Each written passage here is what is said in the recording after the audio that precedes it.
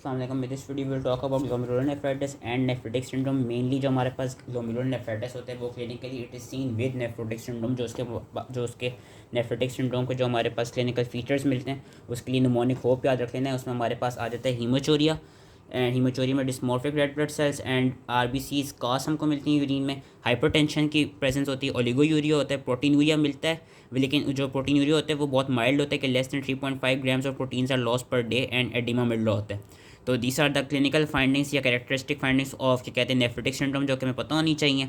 And causes की अगर हम बात करें विच क्या कहते हैं जो कि comes under your glomerulonephritis and nephrotic syndrome, तो कॉजेज़ में हमारे पास ANCA positive anti neutrophilic cytoplasmic antibody positive vasculitis आ जाता है, जिसमें हमारे पास आ जाता है Wegener's granulomatosis, microscopic polyangiitis, Churg Strauss syndrome, anti glomerular basement membrane disease में Goodpasture's and anti GBM disease, immune complex disease में रीनल लिमिटेड में हमारे पास आ जाती है post streptococcal glomerulonephritis, membranoproliferative glomerulonephritis, IG nephropathy and RPG and rapidly progressive glomerulonephritis and systemic disease में SLE and क्रायोग्लोबुलिनीमिया आ जाता है हमारे पास इम्यून कॉम्प्लेक्स डिजीज़ में। ये सब कुछ हम पढ़ चुके हैं पैथो के नेफ्रो वाले वार्ड में। एंड साथ में सिस्टेमिक डिजीज़ में हमारे पास सब acute bacterial endocarditis and Henoch's Schonlein purpura भी आ जाता है। तो अगर हम बात करें इनके कहते हैं नेफ्रोटिक सिंड्रोम वाली डिजीज़ की, तो नेफ्रोटिक सिंड्रोम में याद रखनी है post streptococcal glomerulonephritis, IgA nephropathy, Alport syndrome and your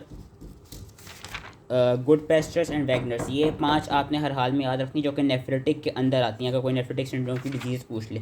सबसे पहले बात करते हैं पोस्ट स्ट्रेप्टोकोकल ग्लोमेरुलोनेफ्राइटिस की। It is the most common type of post infectious glomerulonephritis. ये चीज़ याद रखनी है कि it occurs after an infection. इसका क्लिनिकल फीचर यही है कि जो इसमें क्या कहते हैं ग्लोमेरुलोनेफ्राइटिस होता है, इट डेवलप्स 1 to 4 वीक्स या इन डेविड्स and it occurs 10 days after a sore throat cause by group A beta haemolytic streptococcus, जिसमें स्ट्रेप्टोकोकस पाइजीनिस आ जाती है। मोस्ट फ्रीक्वेंटली चिल्ड्रन को इफेक्ट करते हैं between the ages of 6 to 10 के sudden onset of fever, nausea, oliguria and हीमोचूरिया।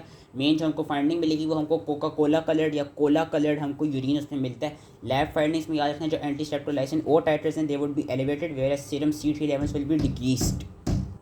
Renal biopsy भी बात करें, रीनल बायोप्सी की फाइंडिंग्स कभी लिखने को आ जाती हैं। तो on light microscopy hyper cellularity and enlarged glomeruli will be seen and leukocyte infiltration will be seen with lumpy bumpy appearance. Electron microscopy में हमको सब एपिथेलियल हम्प्स और फ्लोरेसेंस माइक्रोस्कोपी में हमको ग्रैनुलर अपीयरेंस नजर आती है।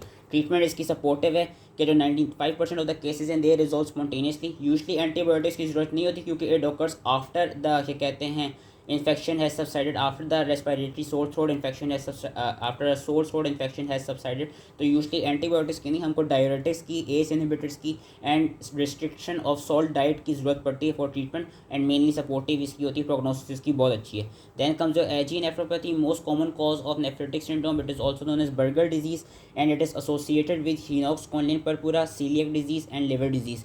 होता क्या है जो मोस्ट कॉमनली अफेक्ट करती है आईजी नेफ्रोपैथी, वो हमारे पास ओल्डर चिल्ड्रन को एंड यंग एडल्ट्स को ये इन्वॉल्व करती है। एंड इसमें होता ये है कि जो it basically presents with recurrent episodes of hematuria either gross or microscopic and it occurs after upper respiratory tract infection, after a GI infection or after any urinary tract infection। अब main differentiating point क्या है इसका कि कहते हैं post infectious glomerulonephritis से, वो ये है कि जो पोस्ट स्ट्रेप्टोकोकल ग्लोमेरुलोनेफ्राइटिस था that was occurring 1 to 2 weeks after an infection and इसमें complement levels C3 were low, whereas in IgA nephropathy it occurs 1 to 2 days after infection and जो इसमें हमारे पास complement levels होते हैं C3 के वो normal होते हैं। डायग्नोसिस किस तरह होती है कि जो आईजीए के लेवल्स हैं वो हमको इंक्रीज मिलेंगे on renal biopsy at the level of fluorescence microscopy, तो वही ग्रैनुलर अपीयरेंस। लाइट माइक्रोस्कोपी में हमको मेसेंजियल वाइडनिंग मिलेगी एंड प्रोलिफरेशन मिलेगी एंड इलेक्ट्रॉन माइक्रोस्कोपी में हमको मेसेंजियल इलेक्ट्रॉन डेंस डिपॉजिट्स मिलेंगे। ट्रीटमेंट इसकी कोई खास ट्रीटमेंट नहीं है क्योंकि ये देखा गया कि अगर तो सीवियर प्रोटीनूरिया हो रहा है so that could be treated with ACE inhibitors and steroids, whereas chronic renal failure occurs in 15 to 40% of the cases over a period of 20 years। Goodpasture syndrome की बात करें तो it is a type 2 hypersensitivity disease which is male dominant. इसमें जो anti basement membrane antibodies होती हैं they are formed against collagen in your glomerular membrane and your pulmonary capillaries. As a result it begins with haemoptysis and ends with renal failure. Clinical features ये हैं कि इसमें हीमोप्टिसिस मिलता है, dyspnoea मिलता है and possible respiratory tract infection मिल रहा होता है। एंड बाद में फिर हमको रीनल एबनॉर्मेलिटीज़ मिलती हैं। इसका डिफरेंशिएटिंग पॉइंट क्या है? वैगनस ग्रेनुलोमेटोसिस है। जो वैगनस ग्रेनुलोमेटोसिस है जो हम अभी पढ़ेंगे, वैगनस ग्रेनुलोमेटोसिस में भी हमको क्या कहते हैं ग्लोमेरुलोनेफ्राइटिस एंड पल्मोनरी हेमरेज मिलते हैं। लेकिन डिफरेंशिएटिंग पॉइंट ये कि unlike Wegener's glomerulonephritis in Goodpasture syndrome there is no upper respiratory tract involvement, यानी there is no signs of sinusitis, no skin involvement and no GI involvement. Diagnosis is done by antiglomerular basal membrane antibodies, which is the best initial test. Kidney biopsy, most accurate test. Anemia is often found due to chronic blood loss from hemoptysis, and on chest X-ray it may show pulmonary infiltrates. Treatment is by plasma exchange and immunosuppressive therapy like corticosteroids and cyclophosphamide, and हम renal transplantation भी करा सकते हैं. Severe cases में Wegener's ग्रेनुलोमेटोसिस क्या है? It is a necrotizing medium sized and small vessel vasculitis which involves the upper respiratory tract, the lungs and renal vessels. Males में more common होता है, एज 40 to 60 देखी गई है. मार्कर ऑफ डिजीज़ इसमें एलिवेटेड सीरम CN का levels हमको मिलते हैं 95% केसेस. क्लिनिकल फीचर्स यही कि इसमें हमको upper respiratory and lower respiratory tract के इन्फेक्शन मिलते हैं like sinusitis, otitis media, rhinitis, nasal mucosal ulceration, pulmonary infiltrate, pulmonary haemorrhage, pleurisy, haemoptysis, nodular lesion on chest x ray. Whereas यहाँ पे हमको गुड पेस्चर में सिर्फ हीमोप्टिसिस एंड डिस्निया मिल रहा था और रेस्पिरेटरी ट्रैक्ट इन्फेक्शन हमको वैगनर्स में मिलते हैं. रीनल की क्या हमको मिलती है? वही haematuria and red cell casts seen on the क्या कहते हैं microscopic examination. Diagnosis is done by presence of CN का and on renal biopsy a focal necrotizing glomerulonephritis will be seen in a mild form and crescentic glomerulonephritis will be seen in your severe form. Lastly, if you talk about Alport syndrome, तो Alport syndrome क्या है? It is a hereditary glomerulonephritis that progresses to chronic renal failure. Most of the time it is X-linked recessive. कुछ cases में ये autosomal dominant या autosomal recessive हो सकता है. It is caused by defective glomerular basement membrane synthesis due to abnormal collagen type 4. And वही जो collagen है वो बेसिकली हमारे पास वही कोलेजन ईयर में भी फाउंड होती है. एज ए रिजल्ट वहाँ ईयर के अंदर भी उस कोलेजन की एबनॉर्मल प्रोडक्शन होती है, जिसकी वजह से हमको जो यहाँ पे मेन एक वो मिलता है क्लिनिकल फीचर मिलता है, that is sensory neural hearing loss. Nerve deafness मिलती है, सेंसोरी न्यूरल हेयरिंग लॉस हमको मिल रहा होता है. साथ में ग्रॉस और microscopic haematuria which is the most common presenting sign. Age of onset is 5 to 20 years जो सिम्टम्स की, and age for overt renal failure is 20 to 50 years mostly in man, क्योंकि मोस्टली एक्स-लिंक्ड रिसेसिव है.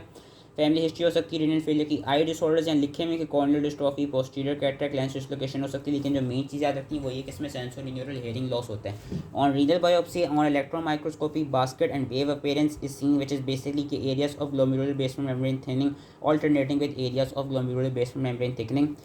कौन से glomerulonephritis हैं which are associated with low serum complements? एक तो post streptococcal glomerulonephritis, एक sub acute bacterial endocarditis, SLE, cryoglobulinaemia and type 2 membrano proliferative glomerulonephritis, जो कि अभी हम पढ़ लेंगे नेफ्रोटिक सिंड्रोम में. हम बस इसमें से हिनॉक्स कॉनियम पर्पूरा की बात कर ली थी, जिसकी हमने एसोसिएशन देख ली थी IgA नेफ्रोपैथी के साथ. बेसिकली हिनॉक्स कॉनियम पर्पूरा मोस्टली चिल्ड्रन को अफेक्ट करता है. एंड क्या कहते हैं इसमें होता क्या है कि it arises in response to any infectious trigger. इसमें मेन कैरेक्टरिस्टिक टेट्राड होता है. वो टेट्राड क्या है कि एक तो कैरेक्टरिस्टिक पेटेशियल रैश मिलेगा अफेक्टिंग बटक्स या लोअर लेग्स के लेवल पे, एब्डोमिनल पेन होगा, आर्थरेल्जिया होगा, एंड जो रीनल डिजीज़ होगी that would be characterized by visible और non visible haematuria. Renal biopsy पे हमको वही IgA नेफ्रोपैथी वाली मेसेंजियल IgA डिपोजिशन हमको मिलती हैं. ट्रीटमेंट इसकी सपोर्टिव है, प्रोग्नोसिस इसकी गुड है. एंड एडल्ट्स जिनको सिवियर फॉर्म ऑफ हिनॉक्स कॉनियम पर्पूरा हो या जिनमें परसिस्टेंट प्रोटीनूरिया हो रहा हो, they can develop end stage renal disease. So that was all related to nephrotic syndrome. I hope you easy समझ में आ गया हो. Thank you.